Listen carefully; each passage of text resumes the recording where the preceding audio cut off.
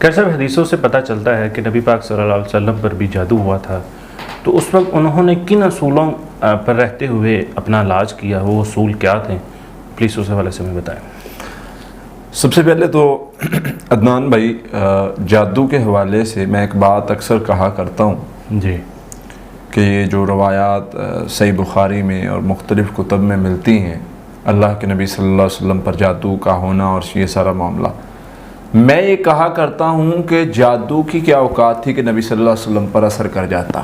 بے شک یہ تو ہمیں سکھانا تھا، ہماری تربیت کیسے ہونی تھی، بالکل ہمیں کیسے پتہ چلنا تھا کہ جادو ہو جائے تو کیا طریقہ کار اختیار کرنا ہے، کس طریقے سے آپ کا وہ جو سارا پروسیس ہے اس سے کیا نتائج نکلتے ہیں اور اس کو کیسے مینیج کرنا ہے، کس طرح جادو ہوتا ہے، اس کے اثرات کیسے پڑتے ہیں۔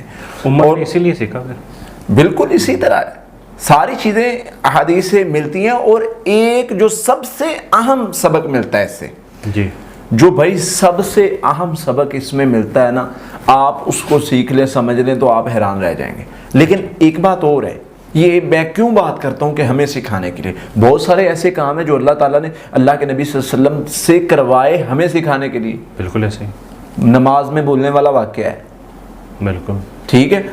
اب اس پر لوگ بڑا اعتراض کرتے ہیں، جی وہ جادو کی حدیث کو مان لیا جائے تو یہ چیز کا انکار ہوتا ہے، اس چیز میں وسوسہ آتا ہے، اس چیز میں خیال آتا ہے، اس چیز پر اعتراض آتا ہے۔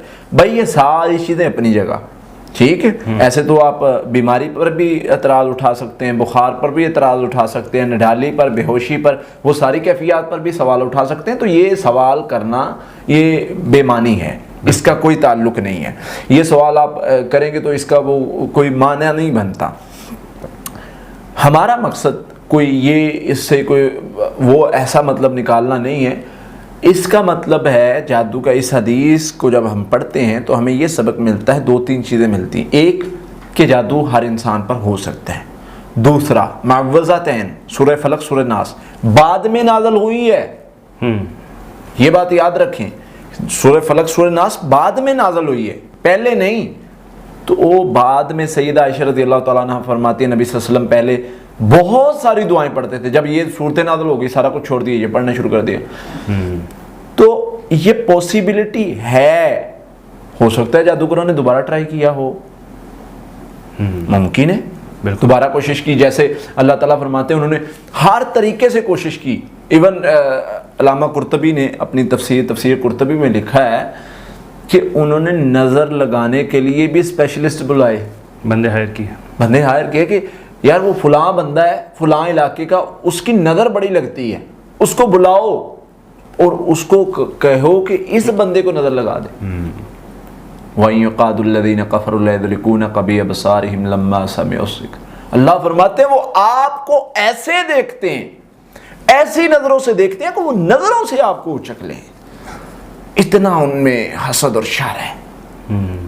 لیکن ان کو کیا پتا کہ جو شر پہنچانے والے ہیں ان سے زیادہ حفاظت کرنے والا بڑا ہے۔ بے شک بے شک، وہ اپنی تدبیریں کرتے ہیں، وہ اپنا مکر کرتے ہیں، اللہ فرماتے ہیں ہم اپنی تدبیر کرتے ہیں، ٹھیک، ہر میدان میں مکرم و مکر اللہ، وہ اپنے مکر فریب لے کے آئے، چالیں لے کے آئے، اللہ فرماتے ہیں ہم نے اپنی تدبیر کی، اور واللہ خیر الماکرین، اللہ بہترین تدبیر کرنے والا ہے، اللہ کو پتہ ہے اپنے بندوں کو کیسے نکالنا ہے۔ خیر، یہاں پر جو میں بات کر رہا تھا کہ نبی صلی اللہ علیہ وسلم پر جادو اور ان کن اصولوں پر علاج کیا، تو اس میں چند ایک اصول تھے۔ نمبر 1، جادو کا معاملہ بنا، سب سے پہلے دعا کی۔ سیدہ عائشہ رضی اللہ تعالیٰ عنہ فرماتی حضور آپ پر یہ معاملہ بنا، آپ علاج کیوں نہیں کروا لیتے؟ اچھا، آپ مجھے بتائیں کہ اس کا کیا مطلب تھا کہ کسی کے پاس جا کر علاج؟ ہاں، اور اس وقت اس سے پتہ چلتا ہے کہ اس وقت علاج کرنے والے تھے، اس وقت عامل تھے، کامل تھے، وہ ایک ہاتھ سے جادو نکالنے والے، وہ آنکھیں بند کرو تعویذ نکال دوں گا، ایسے کرو ویسے کر دوں گا، تعویذ آپ کے ہاتھ میں ہوں گے، مٹی ایسے نکال کے ہاتھ پر رکھ دی، وہ سارا کچھ کرنے والے تھے۔ بالکل۔ نبی صلی اللہ علیہ وسلم کا کیا طریقہ تھا؟ نبی صلی اللہ علیہ وسلم فرمایا عائشہ میں نے دعا کی اللہ سے، میرا اللہ ٹھیک کر دے گا، علاج کر دے گا، اور وہی ہوا، اللہ نے علاج کیا، بتایا۔ طریقہ کار. اچھا اللہ چاہتے تو ویسے بھی اثر ختم کر سکتے تھے, لیکن ہمیں پورا پروسیس دکھایا کہ کس طرح کرنا ہے سارا, کس طرح کرنا ہے. حضرت علی رضی اللہ عنہ کو بھیجا, جادو کا پتہ چل گیا, اللہ نے خواب میں دکھا دیا, وہ فرشتے آئے, انہوں نے بتایا سارا معاملہ, سارا وہ لمبا واقعہ آپ نے سن رکھا ہوگا. تو وہ جادو کا اثر, اصول کیا تھے؟ نمبر 1, غیر اللہ سے, غیر جو شرکیہ علاج کرنے والے جو غیر مسلم تھے ان سے علاج نہیں کروایا. تکلیف تھی, پریشانی تھی, وقتی پریشانی تکلیف کو دیکھتے ہوئے چلیں علاج میں کیا حرج ہے, نہیں کیا. نمبر 2, جو سب سے پہلی چیز تھی وہ تھی دعا. اگر آپ کو جادو کا مسئلہ بنتا ہے آپ دعا کریں. وقال ربکم ادعونی استجب لکم, اللہ فرماتے ہیں مجھے پکارو میں تمہاری پکار سنوں گا. تمہیں جادو کا مسئلہ ہے, جنوں کا مسئلہ ہے, جادوگروں کا سامنا ہے, بڑے بڑے چیلنجز ہیں, تمہیں مسئلہ کون سا ہے؟ اللہ خود پوچھتے ہیں پچھلی رات تم سے, پکارو مانگو مجھ سے, میں تمہاری پکار کو سنتا ہوں, میں تمہاری دعا کو پورا کرتا ہوں. جب اللہ اتنی بڑی آفر کر رہے ہیں, تجھے کس چیز سے ڈر ہے؟ بالکل. کون سا ڈر ہے جو تجھے لے کے بیٹھ گیا؟ کون سی چیز ہے جو تجھے آگے نہیں بڑھنے دے رہی؟ کون سی چیز ہے جس نے تجھے گمراہ کر دیا اور ادھر ادھر درباروں پہ اور درگاہوں پہ تجھے جا کے سجدے کرنے پڑ گئے کہ تیری تکلیف ختم ہو جائے؟ یقین کریں نبی صلی اللہ علیہ وسلم کے دور میں ایسے ایسے بت تھے, ایسے ایسے مندر تھے جہاں پر بندہ جا کے اپنی تکلیف کرتا تھا ظاہر, اچھا اس کی تکلیف دور ہو جاتی تھی. آپ نے وہ واقعہ نہیں پڑھا عزا نامی بت کا؟ حضرت خالد بن ولید ہم نے بیان بھی کیا تھا, جس کو اللہ کے نبی صلی اللہ علیہ وسلم فتح مکہ کے بعد کہا تھا کہ اس کو گراؤ. کیا معاملہ تھا؟ وہ عزا نامی بت, وہ مندر, وہ جو تھا ان کا, وہاں پر جو بندہ جاتا تھا وہ ٹھیک ہو جاتا تھا. اس لیے اس کے اتنے بڑے پجاری تھے, ورنہ وہ ہزاروں لوگ کس لیے, وہ سارے پاگل تھے. صحیح بات. شیطان ان کی مدد کرتا تھا کہ یہ اسی رستے پہ لگے رہے. تو یہ ہوتا ہے. اچھا علاج, ایک غیر اللہ سے علاج نہیں کروایا, غیر سے نہیں کروایا, مشرک سے نہیں کروایا, کافر سے نہیں کروایا. دوسرا دعا کی. تیسرا توکل, دعا کرنے کے بعد, پڑھائی کرنے کے بعد توکل کرنا, یہ بھی نبی صلی اللہ علیہ وسلم نے ہمیں سکھایا. بالکل.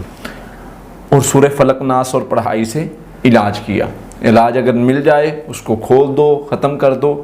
اور وہ اتنا خطرناک جادو تھا کہ اس کنویں کا پانی مہندی کے کلر کا, یعنی بلڈ اور بلیک کو ملائے نا, وہ جس طرح کا کلر بنتا ہے اس طرح کا کلر ہو چکا تھا اس کا پانی. پانی کا رنگ بدل گیا تھا.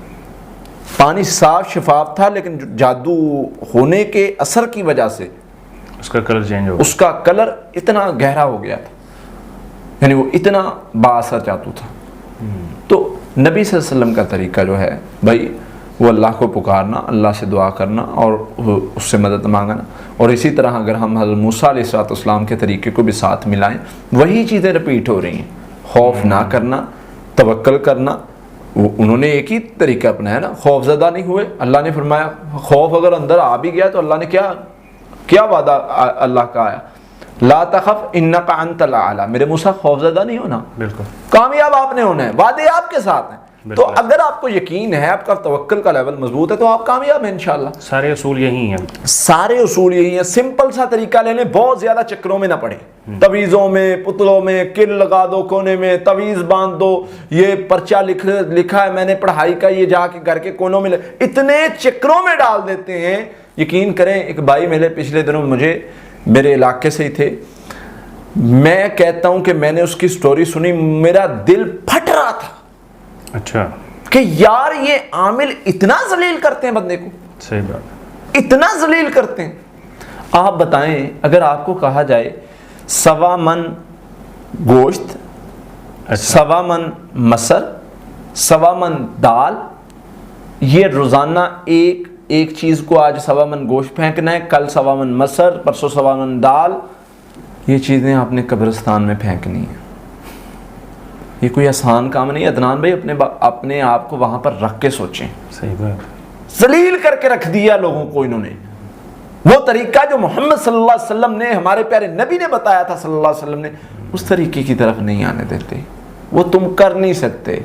بھائی میرے نبی صلی اللہ علیہ وسلم نے وہی تو طریقہ بتایا جو ہم کر سکتے ہیں. تو اس لیے ان چیزوں کو اپنائیں, ان اصولوں کو اپنائیں. سورہ فاتحہ, آیت الکرسی, سورہ بقرہ کی آخری 2 آیات, آخری 3 کل, یہ نبی صلی اللہ علیہ وسلم نے بتائیں. صبح شام سونے سے پہلے پڑھیں. ساتھ میں رقیہ دم جو ہم دم بتاتے ہیں وہ سن لیں. یقین کریں کیسا بھی جادو ہے وہ ٹوٹ جائے گا انشاءاللہ. اور ساتھ کثرت سے استغفار کریں. استغفار سے اللہ کا وعدہ ہے میں ہر مشکل پریشانی تکلیف کو دور کر دیتا ہوں. ایون جادو کا مسئلہ بھی ہو تو ختم ہو جاتا ہے. یہ چند ایک چیزوں پہ آ جائیں, بہت ساری چیزوں کو چھوڑ دیں, دعا کریں, توکل اختیار کریں, تقوی اختیار کریں. میں لکھ کے دیتا ہوں اس عمل کرنے سے انشاءاللہ آپ کا جادو ٹوٹ جائے گا. اور یہ وہی طریقے ہیں جو اللہ کے نبی صلی اللہ علیہ وسلم نے ہماری رہنمائی فرمائی ہے اور نبی صلی اللہ علیہ وسلم نے ہماری تربیت کی ہے کہ ان طریقوں سے جادو کا اثر ختم ہو جاتا ہے. آپ یہ کریں انشاءاللہ فائدہ ہوگا. بہت شکریہ.